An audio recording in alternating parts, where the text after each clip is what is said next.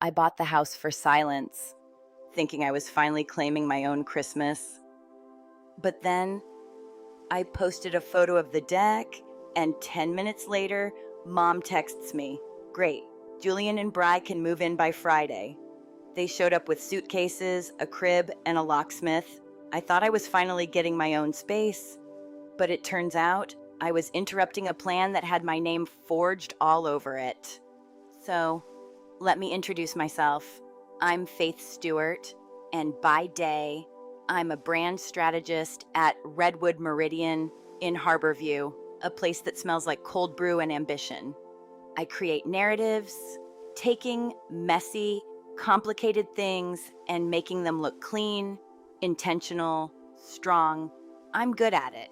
I'm good at making things feel perfect, and yet, the truth, my life wasn't perfect. I live in a condo overlooking the water, made of glass and concrete, nothing like home.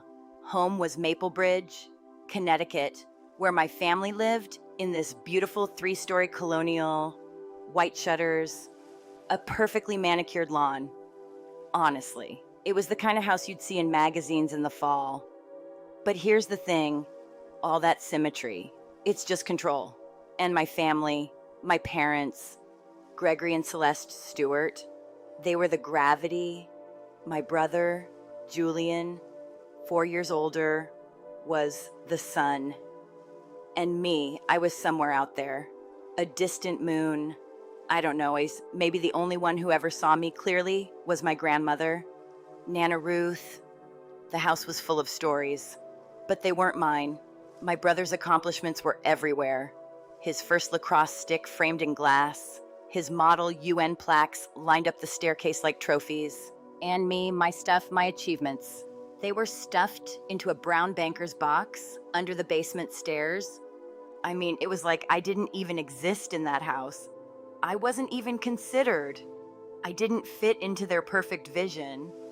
It wasn't just the house, it was everything. I grew up in a house that looked perfect on the outside, but inside, it was built to worship Julian.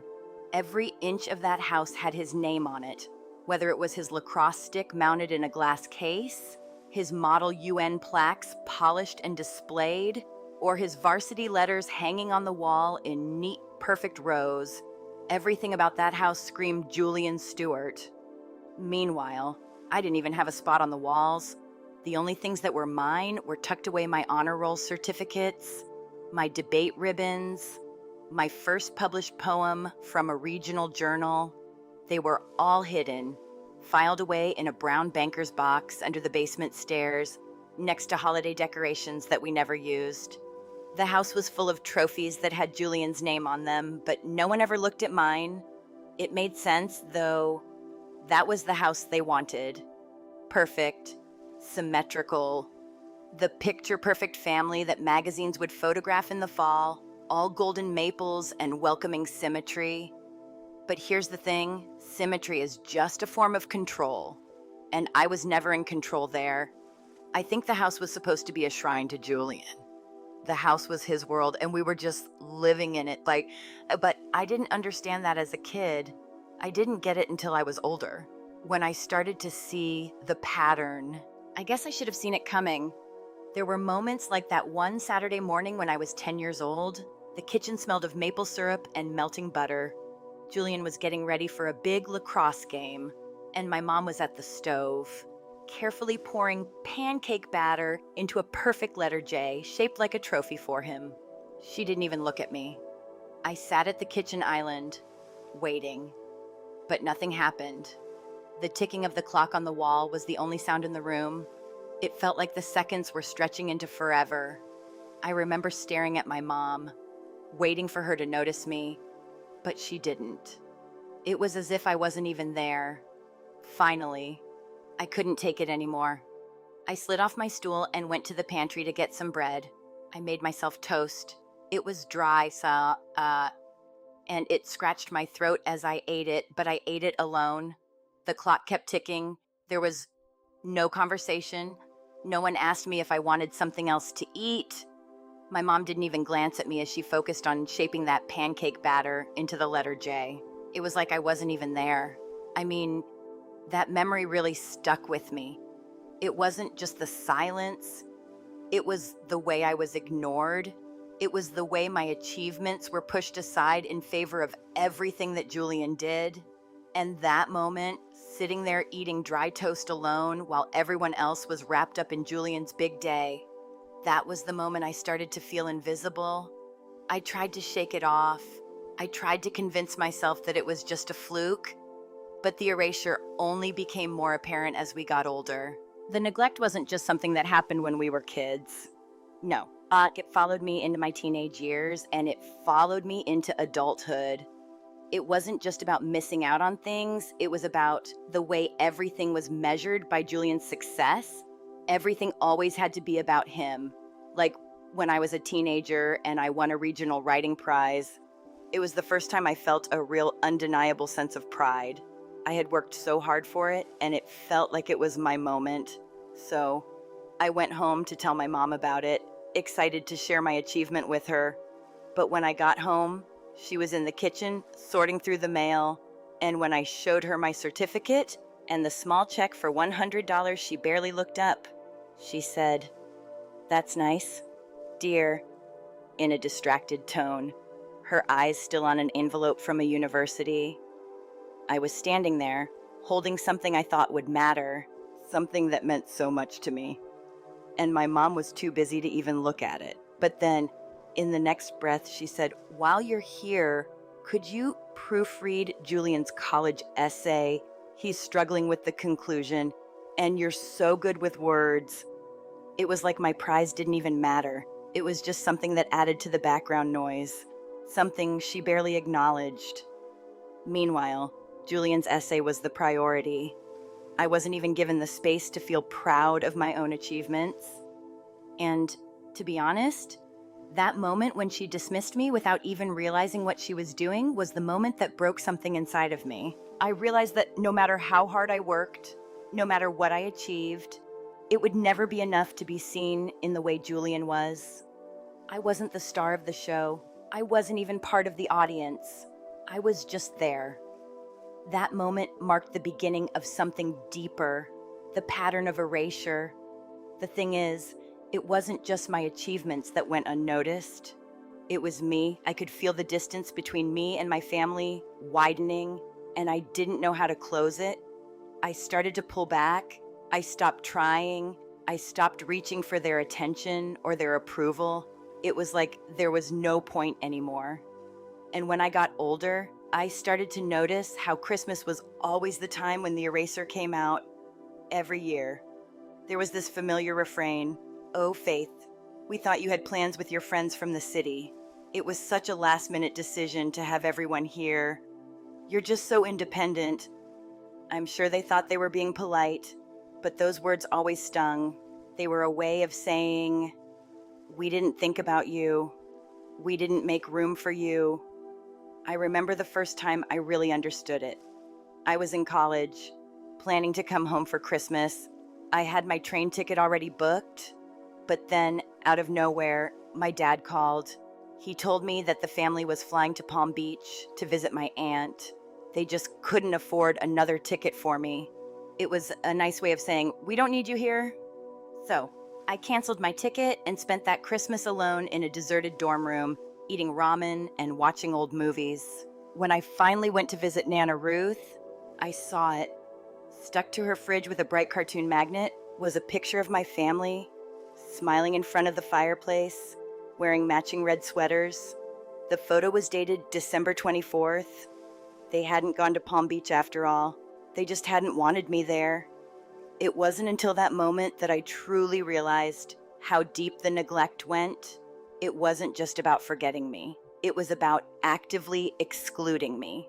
And once I figured that out, something inside of me shifted. I stopped asking for their attention. I stopped needing them to validate me. I stopped expecting them to care. I couldn't change them, but I could change my life. So I built one that didn't need them. A life that was mine. A life where I could make my own choices. where I didn't have to explain myself to anyone. And I thought I could outrun that feeling of being unseen, that feeling of being left behind. But the truth is, I couldn't escape it, not fully. It was always there, lurking in the background, quietly reminding me that no matter how much I achieved, no matter how hard I worked, it would never be enough. I would always be that distant moon in my family's constellation.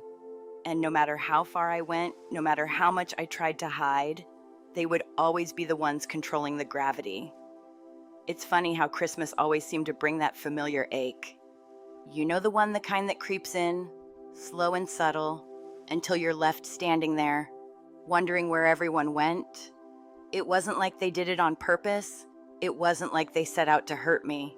But somehow, every year I'd find myself in this weird in-between space where I wasn't really part of the family, but I wasn't quite a stranger either. It was like this unwritten rule where I was invited, but only in a way that was kind of an afterthought. And that afterthought always showed up around Christmas, every year, without fail. I'd get those polite phrases, "Oh, Faith, we thought you were going to be with your friends this year. You're always so independent." It was like they were apologizing for not thinking of me. But at the same time, it was clear they didn't think of me enough to make room for me. And every year, it felt like a small cut. Not big enough to make me bleed, but enough to sting. Enough to make me feel like I didn't quite belong, like I wasn't really part of the story they were writing. And the more I thought about it, the more I realized that this wasn't something new. It was a pattern that had started long before Christmas, a pattern that had been there for years, hidden behind the guise of family expectations and tradition. I can trace the exact moment I started to feel like I wasn't even on the same page as them. It was when I was in college and I was looking forward to coming home for Christmas. I had my train ticket all set, ready to go. I was excited. I was going to be with my family, like we always had been. But then, out of nowhere, my dad called me. He said that they were all flying down to Palm Beach to visit my aunt, and I was crushed. I was told it was because they couldn't afford another ticket for me. But in hindsight, I know it was more than that. They didn't really want me there. They made the decision, though, and they didn't even consider asking me. It wasn't even about the money. It was about the fact that I wasn't needed. I wasn't part of the plan. So, I canceled my ticket. I stayed in my dorm, eating ramen and watching old Christmas movies, alone. When I finally went to see Nana Ruth a few weeks later, that was when it hit me. I walked into her house, and there it was, stuck to her fridge with one of those goofy cartoon magnets, a photo of my family, smiling, standing in front of the fireplace in our living room. They were all wearing matching red sweaters, grinning like they'd had the best Christmas ever. It was dated December 24th. That's when I realized they hadn't gone to Palm Beach at all. They hadn't wanted me there. They hadn't even missed me. They had been celebrating without me, making memories, and I wasn't even in the picture. I was the one they left out, the one who wasn't included in their version of the holiday. And I didn't cry when I saw that picture. I don't know why, but I didn't. Maybe it was because the tears had already been shed so many times before, back when I was younger and still hoped things might be different. Maybe I was just numb to it by then. But in that moment, I knew something had shifted in me. It wasn't just that they'd left me out of Christmas. It was the realization that I had been left out of so much more for years. They had moved on without me, and I had been holding on to something that wasn't even there anymore. That was the moment that I stopped trying to be a part of their plans. I stopped seeking their approval. I stopped hoping that someday they'd see me for who I was, not just as an afterthought. I stopped leaving room for them in my life. And instead, I started focusing on myself. I started focusing on my own success, my own achievements. If they couldn't see me, then I would make sure I was the one who saw myself. I built a life where I didn't need them to feel complete. It was a life that didn't revolve around family Christmas cards or being the star of the show. I didn't need to fit into their picture-perfect vision of the family. I made my own vision. But even though I'd made that decision, I still couldn't escape the feeling of being on the outside. I still felt like I wasn't part of something bigger than myself. And that sense of not being enough, of being invisible, never quite went away. That's when I started to think about what really mattered to me. It wasn't just about building a successful career or buying a house or making enough money to be independent. It was about something deeper. It was about finding peace, finding a place where I could be seen, where I could finally stop erasing myself for the sake of other people's expectations. It was when I got the bonus from my latest campaign at Redwood Meridian, $85,000, that I realized just how much power I had. I had worked hard for that money, I had earned it, and when the check came, it felt like a door opening for the first time. I knew it was time to take control of my life, to stop looking for validation from people who would never give it to me. That check wasn't just a paycheck, it was freedom. I had the power to make decisions for myself, to build a life on my terms, and I wasn't going to let anyone take that away from me. So I made the decision to buy a house, a real house, a quiet place, far away from the noise of my family, where I could finally build something for myself. It wasn't just about the house itself, it was about claiming a space that was mine. A space where no one could come in and rearrange the furniture without asking. A space where I wouldn't have to fight for my place at the table. When I found the A-frame, nestled in the mountains, it felt like a sign. This was it, this was my escape. I didn't tell anyone about it. I didn't even tell my parents. It was mine. I bought it through an LLC, so my name wouldn't be on the deed. I was protecting myself from them, from their expectations, from their need to control. This was my space, and I wasn't going to let anyone take it away from me. I spent weeks getting the house ready. I painted the walls, fixed the locks, made it my own. It wasn't easy. It was hard work, but it was worth it. Every little detail I changed, every corner I brightened. It made me feel like I was finally building something that was mine. Something no one could take from me.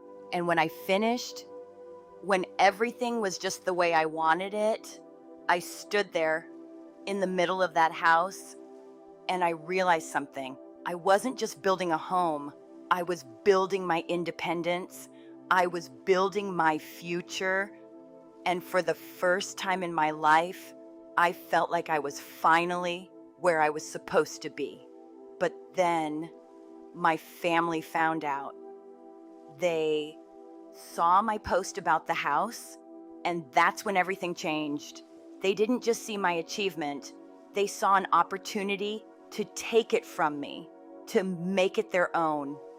And that's when I realized something else. They would never stop. No matter how much I built, no matter how much I achieved, they would always try to take it from me. They would always think that they had a claim on my life. But I wasn't going to let them. Not this time. When they started making plans to move in, without even asking me, I knew I had to draw a line. This wasn't about Christmas anymore. This was about my boundaries, and it was about defending what I had worked for. And I wasn't going to let them cross that line. I had built this house. I had built this life. And no one, not even my family, was going to take that away from me. So I stood my ground. I didn't let them in. I didn't apologize. I didn't back down. I fought back. And for the first time in my life, I realized that I didn't need their approval. I didn't need their permission. I had everything I needed to build the life I wanted, and I wasn't going to let anyone take it from me. Not anymore. Not ever again. After leaving my family home, life took on a different rhythm. I focused on building my career, on finding a path that felt like mine.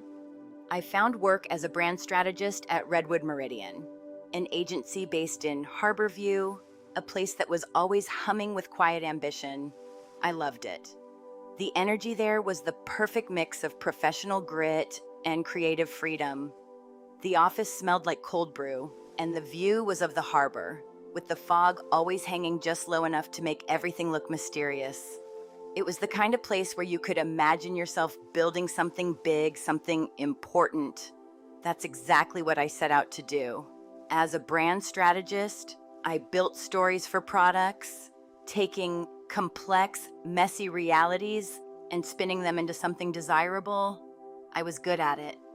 I understood people's desires, their needs, and how to make them believe in something that wasn't always as simple as it seemed. It felt like my job was to make something real look effortless, to smooth out the edges and turn rough ideas into shiny, polished products. And for the most part, it was working. It was what I was good at. I had a way of seeing the bigger picture, of organizing chaos into a clean narrative.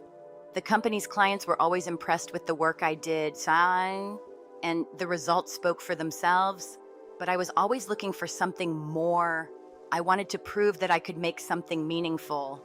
I wanted to work on a project that would not only pay well, but would challenge me.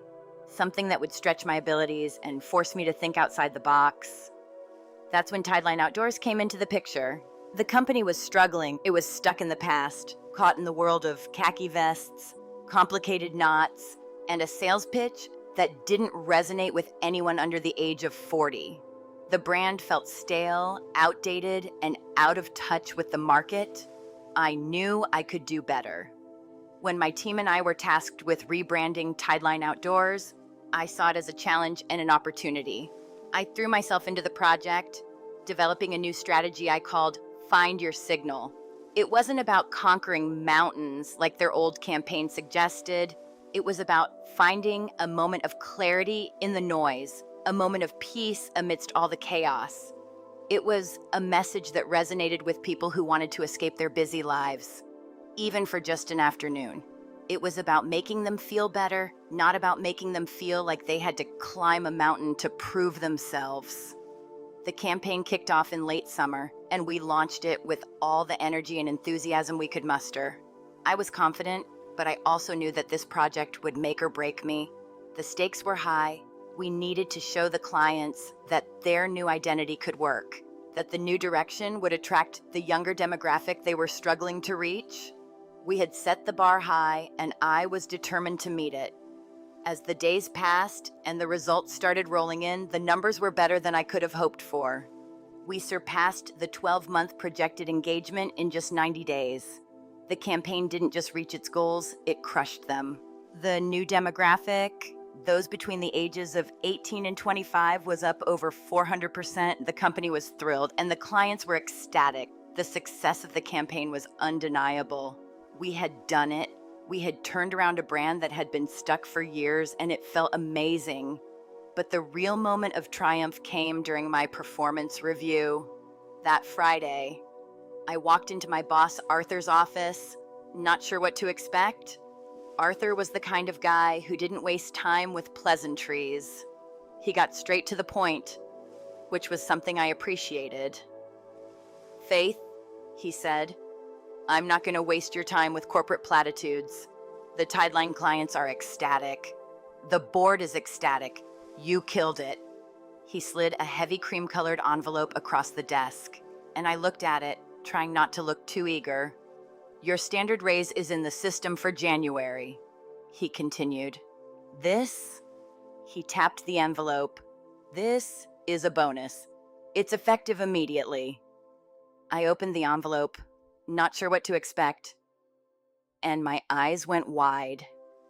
Inside was a check made out to me for $85,000. I stared at the number printed in stark black ink.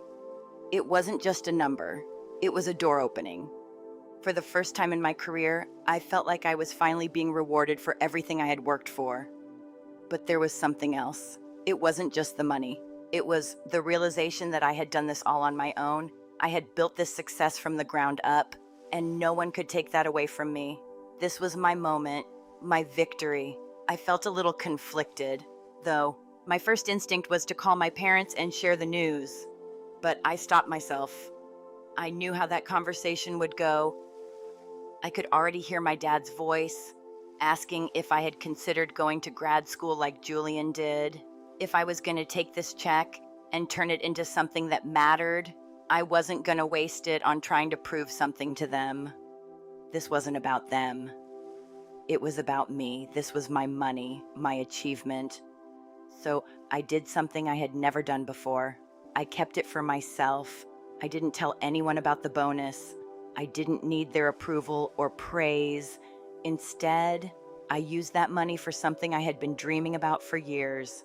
I bought myself a house, a real house, a place where I could be free from all the expectations, all the demands, all the noise, a place where I could finally be myself without having to prove anything to anyone.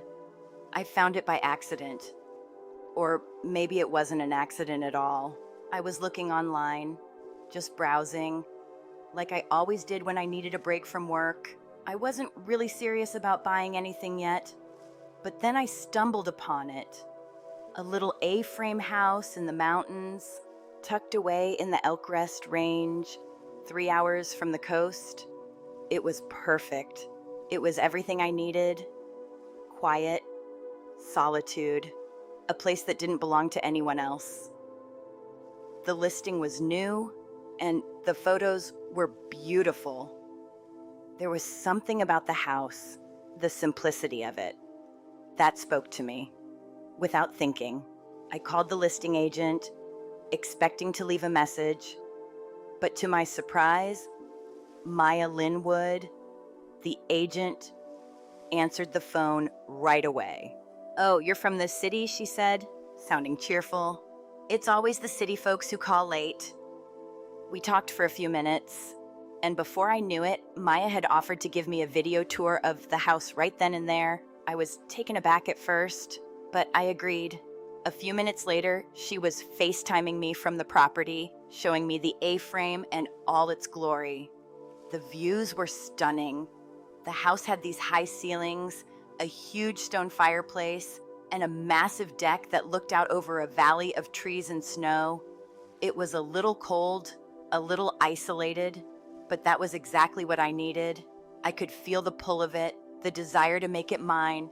I knew in that moment that I was going to buy it. I didn't care how crazy it seemed. I had the money, and I wasn't going to wait. I wasn't going to ask anyone's permission or approval. I wasn't going to wait for the approval of my family or anyone else for that matter. This was my decision. The next morning, I called Maya and made an all-cash offer through my newly formed LLC, High on Pine. I knew that buying the house through an LLC would protect my privacy and keep my name off the deed. It was a calculated decision, one that gave me control over the entire process. I didn't want anyone, especially my family, to have a claim on my property. I was tired of being controlled by them, and this was my way of saying no. A few weeks later, the deal was done. I signed the final documents, and the keys were mine. But it wasn't just about the house. It was about something deeper. It was about taking control of my life, about making a place for myself where I didn't have to answer to anyone. I didn't need their validation anymore. I had built this, I had worked for it, and it was mine. But the purchase of the house didn't go unnoticed. My family found out, and of course, they weren't happy about it. They thought they could just walk in and take it for themselves.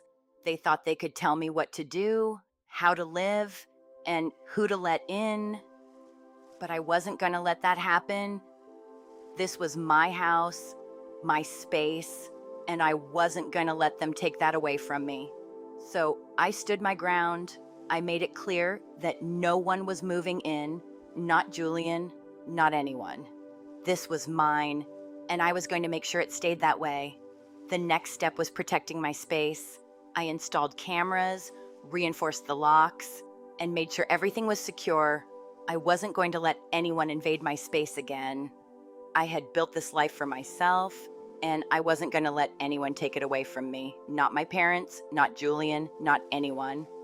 And that's how I ended up here, in this house, alone. but not lonely. It's a strange thing. Being alone in a space that's completely yours, it feels like freedom, but it also feels like responsibility. I've built this life, and now it's mine to protect. I'm not asking for permission anymore. I'm not waiting for anyone's approval. This is my home, my life, and I'm going to make it the best I can. And for the first time in a long time, I feel like I'm exactly where I'm supposed to be. It wasn't just about buying the A-frame house and high timber. It was about reclaiming my life, about creating something for myself, a place where no one else could come in and make the rules. I knew when I made the decision to buy that house, it wasn't going to be easy. I'd spent so much of my life making do, fitting into a family narrative that wasn't mine. Now, I was going to create something that was truly mine. A space where I didn't have to pretend, where I could stop being invisible and start building something that reflected who I really was. I could feel it the moment I first saw it, the peace I'd been longing for, the isolation that felt more like freedom than loneliness. The A-frame house was isolated, perched high in the Elk Rest Range, surrounded by nothing but pine trees, snow, and the vast, open sky. It wasn't grand. It wasn't decorated with the shiny finishes that my family would have approved of. It was simple, raw, and real. Just what I needed. It was the kind of place that didn't come with expectations. The kind of place where I could be still, listen to the quiet, and finally hear my own thoughts without someone else's voice drowning them out. I wasn't interested in impressing anyone with this house. I wasn't looking for approval from my parents, from Julian, or anyone else. I wasn't going to make it look like something it wasn't. I wanted it to be real, grounded in the way it looked and felt. And that meant I had to get my hands dirty. I wasn't going to hire a contractor to do everything for me. I wanted to transform this house with my own hands, to make it a space that felt like me. Not like something that belonged to anyone else. It was a process, a slow and steady one, but it was mine. I spent my days in Harborview at Redwood Meridian, building narratives for clients. It was a job I was good at. I'd taken complex, messy realities and spun them into clean, polished stories. But when I was at the A-frame, it wasn't about building a story for anyone else. It was about building something for me. The days in the city were filled with meetings, strategy sessions, client calls, and brainstorming sessions with my team. I was constantly thinking about the next move, the next campaign, the next big project. But when I went to the A-frame, it was different. The work was physical, grounding. It was about stripping away the old and building something new, not with words and numbers, but with my own two hands. The kitchen in the A-frame was the first project I tackled. The cabinets were a dark, dated cherry, a far cry from the sleek, modern design I wanted. I spent an entire weekend sanding them down. The sawdust clung to everything: the sleeves of my sweatshirt, the sides of my face, even in my eyelashes. My arms burned from the repetitive motion, but I didn't mind. It was a labor of love. When the stain finally came off, the raw wood underneath was beautiful. It was pale and smooth, and I felt like I was stripping away a layer of my own skin, exposing something new. I moved on to the lighting next. The fixtures were builder-grade brass, the kind of thing that screamed cheap. The light they cast was warm but sickly, like the light in an old hospital waiting room. I couldn't stand it. I ordered sleek, black track lighting online, something minimalist, something that would transform the space. When the new lights arrived, I spent an entire Tuesday night on a stepladder, arms aching, studying wiring diagrams on my phone. I wasn't afraid of the work. I loved it. It was a challenge, a puzzle to solve. The satisfaction of flipping the breaker and seeing the new warm white bulbs flood the kitchen with light was so rewarding. I could have cried. The space felt alive, vibrant, like it was finally becoming something that was truly mine. The locks were next. The old deadbolts were flimsy, easy to break through. I wasn't taking any chances. I ordered heavy-duty smart locks, the kind you could control with your phone. I chiseled out the door frames to fit the new reinforced strike plates. Installing the locks was more than just a practical decision. It was symbolic. It was about making sure no one could just walk in and take over. It was about taking control not just of the house, but of my life. As I made these changes, I started to visualize the life I wanted. I wasn't just changing the house, I was changing myself. I was building boundaries. I was creating a space where I didn't have to constantly apologize for who I was or what I wanted. It was like I was finally laying down a foundation for a future that was all my own. One where I didn't have to answer to anyone else. It was scary, but it was also freeing. The physical labor was hard, but it gave me a sense of accomplishment that I couldn't get from my job in the city. Every day I spent at the A-frame felt like another step toward independence. It was no longer just about surviving, about getting through each day. It was about thriving, about creating something that belonged to me. The house was becoming a sanctuary, a safe place, free from the expectations of my family. I didn't have to prove anything here. It was mine, and that was enough.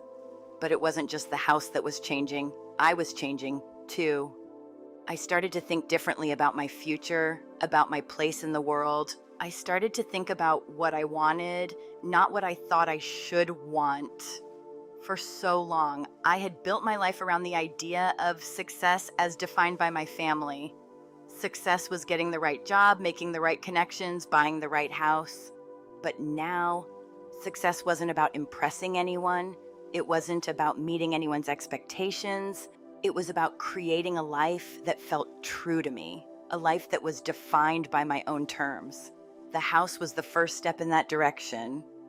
It was the foundation for everything that was to come.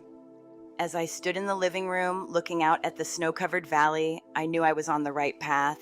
I wasn't just building a house. I was building a life that was mine, a life where I could make my own decisions, where I didn't have to explain myself to anyone, a life where I could finally be free. I didn't tell anyone about the house at first. I didn't want their opinions. I didn't want them to try to take control. I didn't even tell them I was planning to renovate it. This was mine, and I wasn't going to share it with anyone until I was ready. But when the renovations were done, when the house was starting to take shape, I invited my friends from Redwood Meridian to come up for a weekend.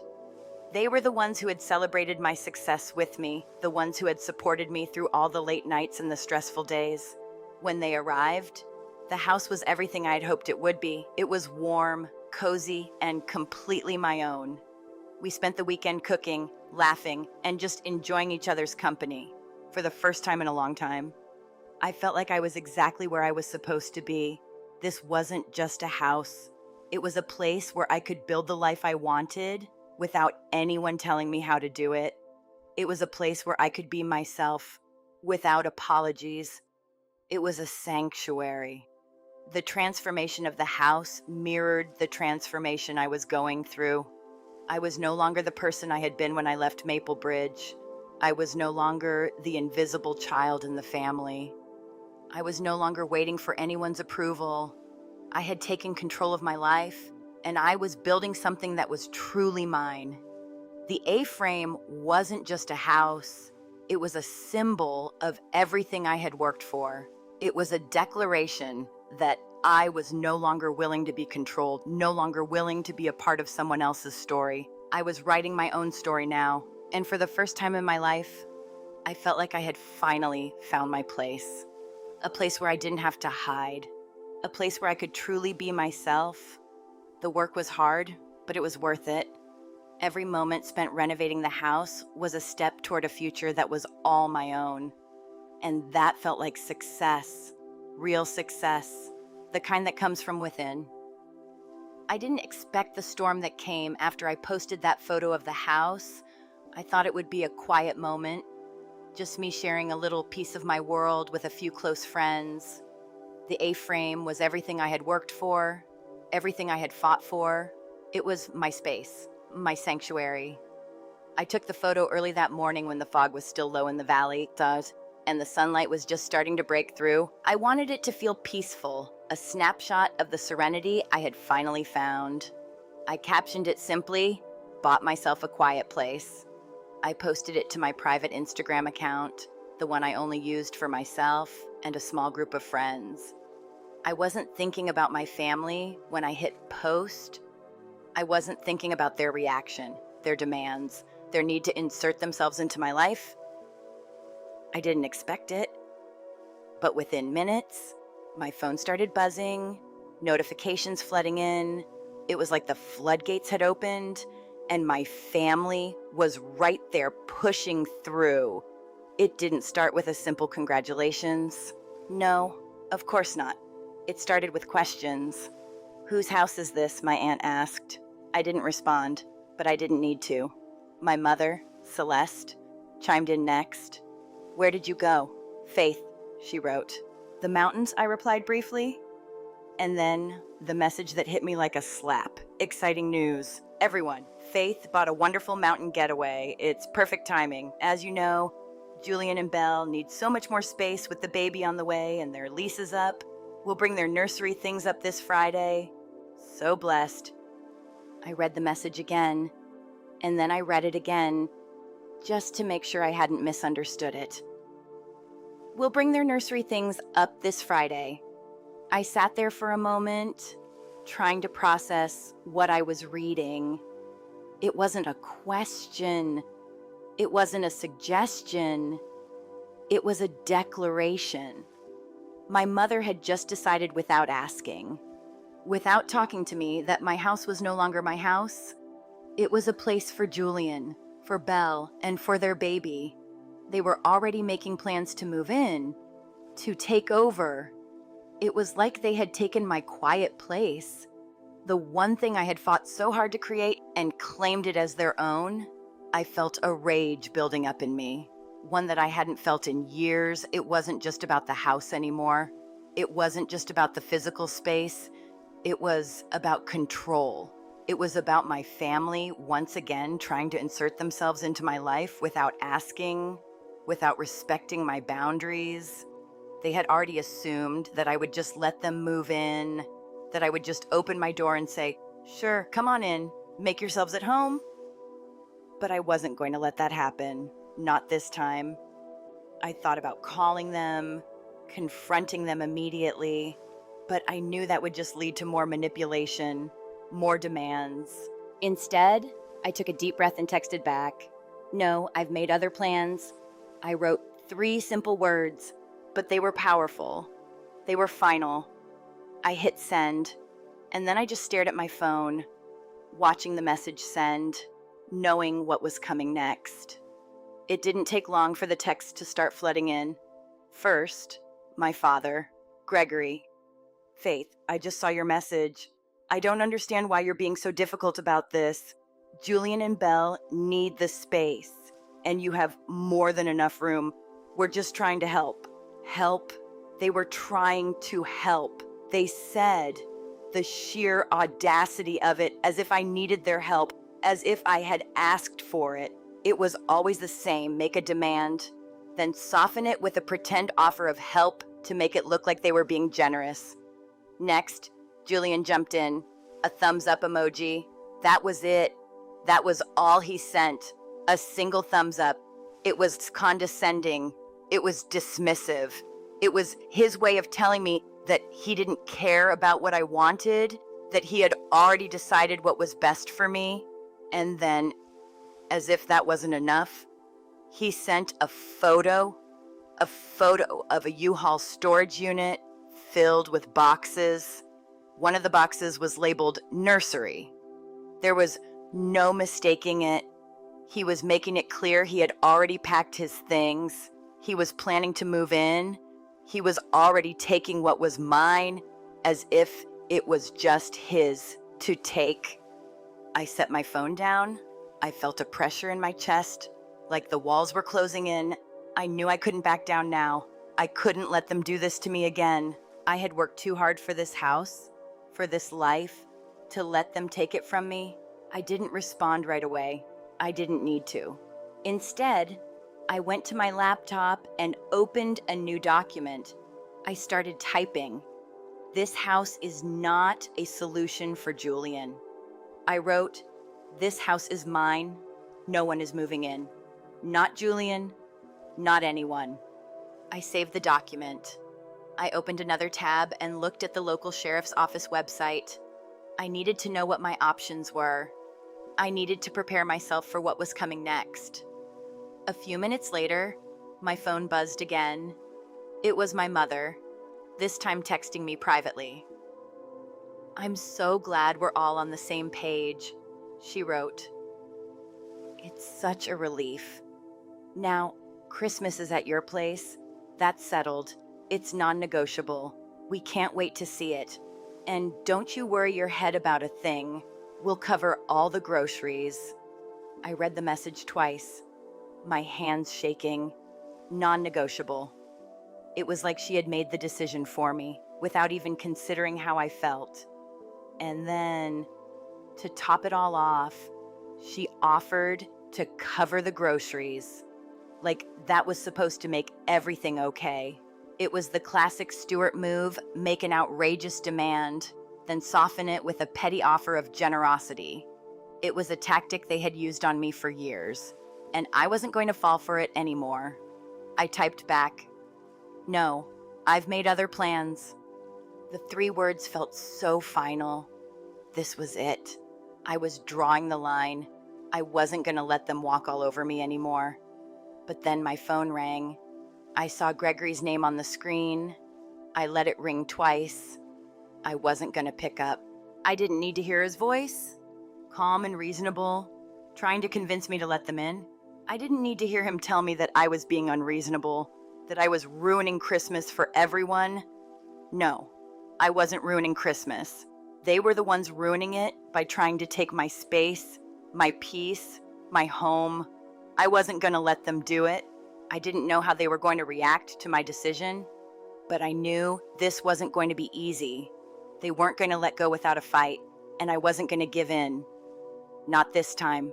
I had already given them so much of my life, so much of my energy, that I wasn't willing to let them take this from me. It was then that I realized something else. This house wasn't just a home. It was a symbol. It was a physical manifestation of everything I had fought for. It represented my independence, my boundaries, my refusal to be controlled. And they saw that. They saw it as a threat to their control, to their hold over me. That's why they were trying to take it from me. They couldn't stand the idea that I had built something on my own, something that didn't belong to them. But I wasn't going to let them take it. I wasn't going to let them walk in and make themselves at home. This wasn't their house. It wasn't their space. It was mine. And I was going to protect it. I stood there, my phone buzzing in my hand, and I made a decision. This wasn't just about refusing to let them move in. It was about drawing a line in the sand. It was about making it clear that I was no longer going to be a part of their plans. I was done being invisible, done being the one who always had to bend to their will. I looked out the window at the valley below, the sun beginning to set, and I knew what I had to do. This house wasn't just mine.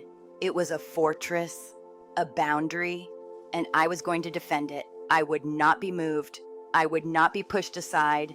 I had built this life, and I wasn't going to let anyone take it from me. I grabbed my phone, opened the family group chat, and typed one last message. "No one is moving Hassan in. Not Julian, not anyone. This house is mine." I hit send and put my phone down, the weight of those words sinking in. This was it. This was the moment when everything changed. I wasn't just saying no anymore. I was saying, this is mine, and I'm not giving it up. The morning after I sent that final message to my family, I sat in the silence of my new living room, feeling the weight of what I had just done. It was the hardest thing I had ever done, but it was also the most necessary. My phone had gone quiet, and for the first time, I could hear my thoughts clearly. I had drawn a line in the sand, and there was no going back. The fight for my space had begun, and I wasn't going to lose. I knew that simply saying no wouldn't be enough. They wouldn't accept it. They never did. My family didn't understand boundaries. They never had. I had always been the one to bend, to give in, to accommodate. But not anymore. I wasn't going to be the person who let them walk all over me again. I had worked too hard to build this life, and I wasn't going to let them take it from me. So I did what I had to do.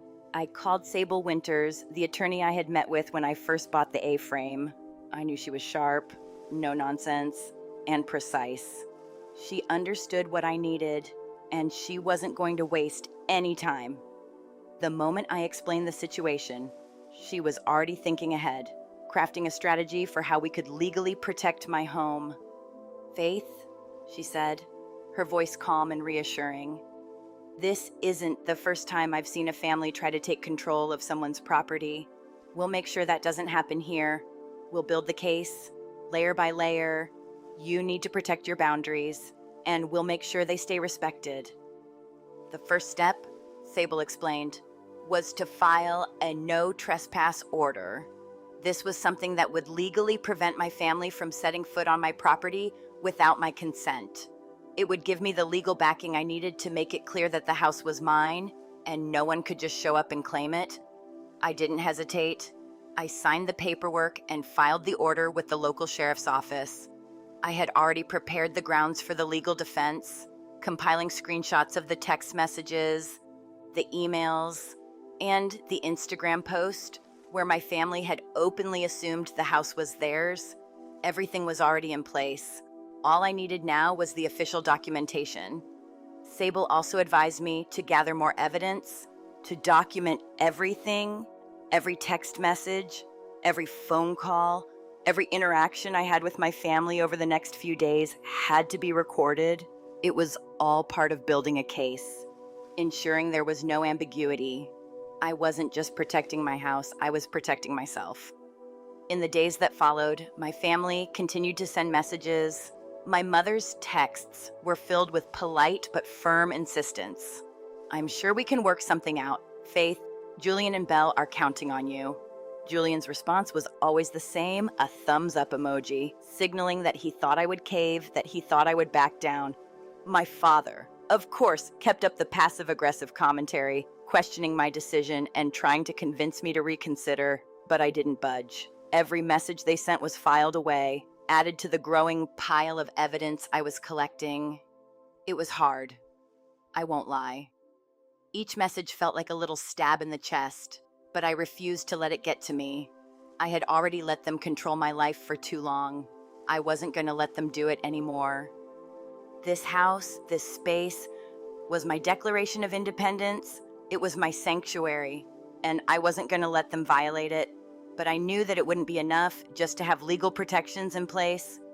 My family didn't respect boundaries they never had.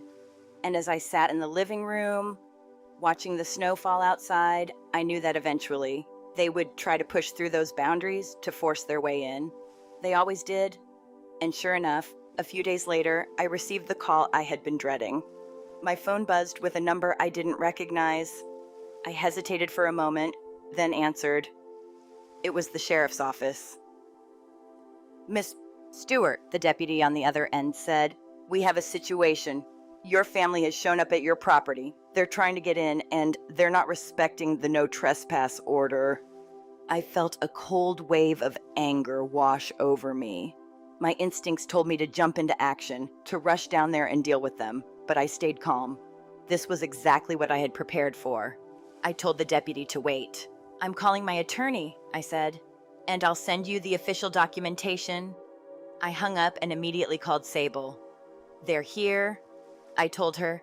"They're at the house, trying to get in." "Good," she said, her voice steady. "You've got everything in place. Now it's time to take the next step.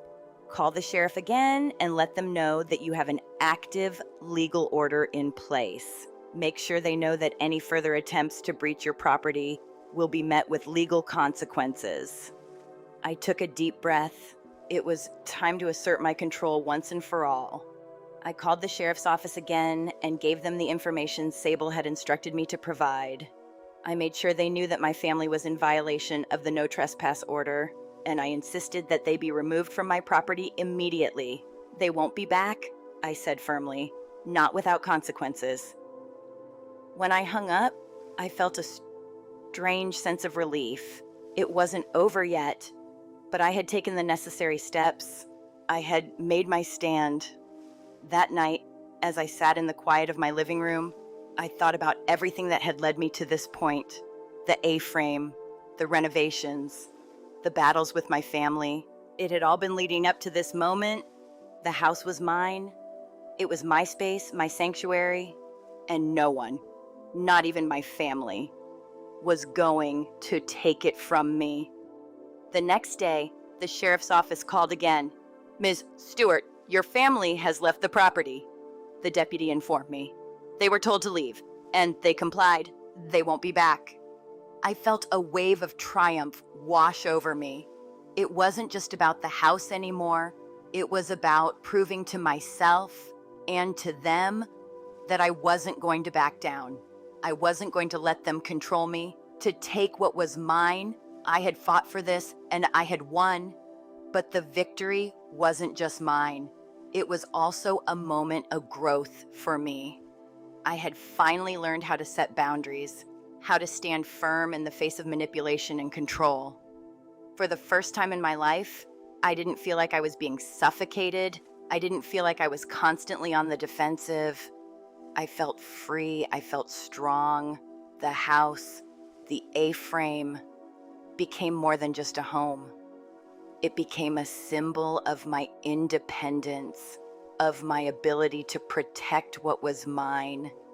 It was a physical manifestation of everything I had fought for, everything I had built, and I wasn't going to let anyone take that away from me. My family, of course, wasn't happy.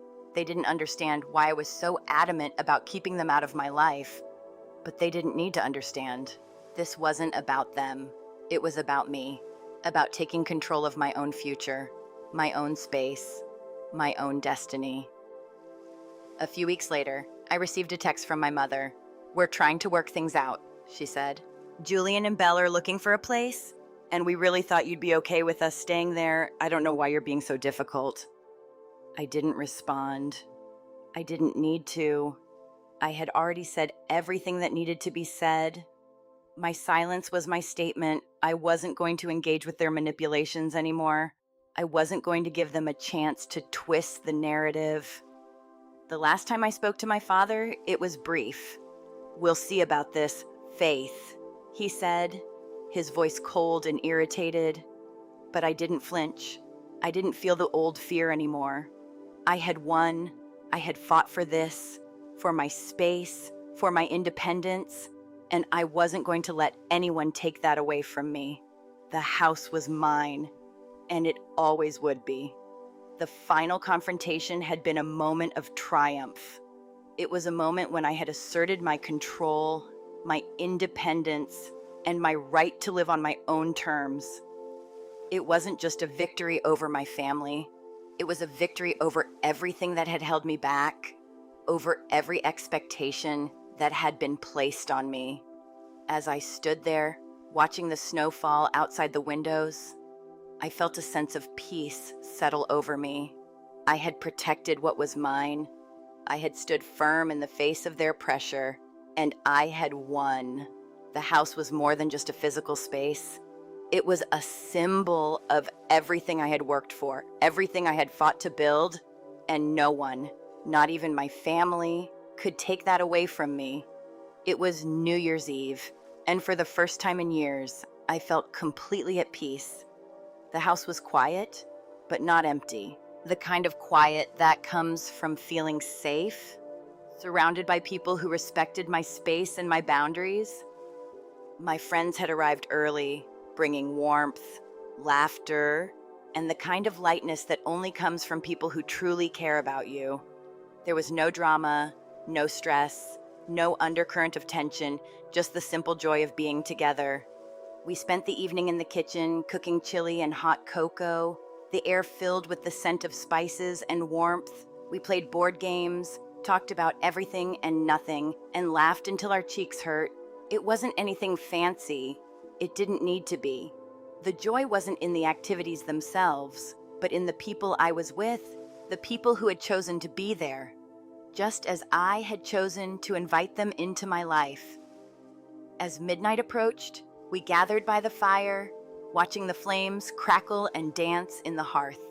The house was aglow with soft light, and outside, the first flakes of snow had begun to fall, blanketing the world in white. It was the kind of moment I had always dreamed of, but never thought I'd have. A moment of pure, unshakable peace. A moment that was mine, that I had created, not for anyone else, but for myself. I thought about the journey that had brought me here, the struggles, the pain, the years of bending to my family's will. I thought about the A-frame and how it wasn't just a house, it was a symbol of everything I had fought for. The boundaries I had set, both physical and emotional, had allowed me to carve out a space where I could finally breathe, where I could thrive without the weight of other people's expectations on my shoulders. That night, as we counted down to the new year, I realized how much I had grown. I had learned to set boundaries. I had learned to say no. I had learned that it was okay to put myself first, to create a life that felt true to who I was, even if it meant stepping away from the people who had always been there. And that was the most powerful lesson of all, that I was the one who got to decide what my life looked like. I wasn't defined by my family, by my past, or by anyone else's vision of who I should be. I was defined by my choices, my actions, and the life I had built for myself. The clock struck midnight, and we all raised our glasses. To new beginnings, Priya said, her voice warm. To boundaries, Gabe added, his smile wide. We clinked glasses, and I felt a wave of gratitude wash over me. I had finally learned how to protect what was mine. I had learned how to stand firm, to say no, and to create events where I could be myself without apology. As I looked around the room at the faces of my friends, I knew that this was exactly where I was supposed to be. This was the life I had worked for, the life I had fought to build. And it was mine.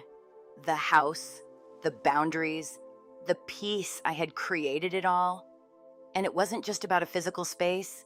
It was about the freedom to live on my own terms, to thrive in a place where I could be my authentic self. The year ahead held so many possibilities, but in this moment, I was content. The journey wasn't over, but I had taken the first step. I had found my place in the world, and I was ready to continue building. I was ready to protect what was mine, to defend my space, and to create the future I wanted.